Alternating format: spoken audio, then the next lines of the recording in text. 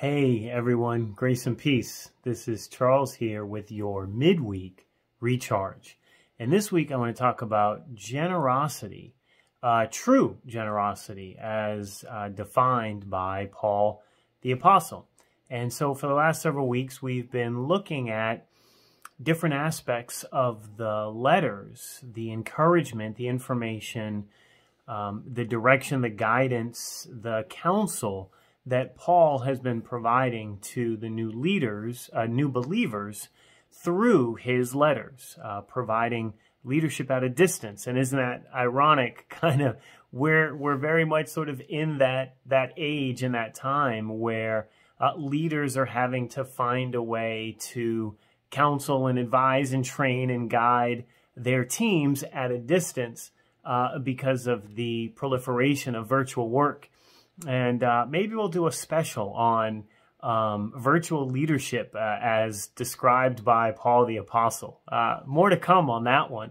But as it pertains to true generosity, Paul was sharing a testimony to the believers in Corinth about another group of believers in Macedonia who were significantly less well off than the believers in Corinth. In fact, the Corinthians were kind of a role model to the other church groups and gatherings across the region. And so when Paul gets to Macedonia, the believers there want to participate in the collection that's happening for the believers in Jerusalem because they're under incredible pressure and anxiety and torment. And Jerusalem is a hotbed for a lot of pressure and a lot of persecution for the believers there. And so Paul was going throughout the region preaching and collecting donations to ease the suffering and the difficulty for the believers in Jerusalem. And the Macedonians, as impoverished as they were, wanted to participate, wanted to help. And so Paul shares this testimony with the Corinthians to say to them, the pledges that you made have inspired these other groups. And so now I need you to make good on what you promised.